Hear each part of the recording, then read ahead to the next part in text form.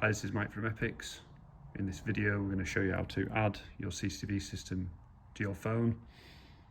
So, first thing you'll need to do, once we've sent you the QR code through, will be to download this app here, which is DMSS from the App Store. Once you've downloaded the app and created an account, you'll be able to open the app and you'll be greeted by this screen. We're going to press the plus at the top right,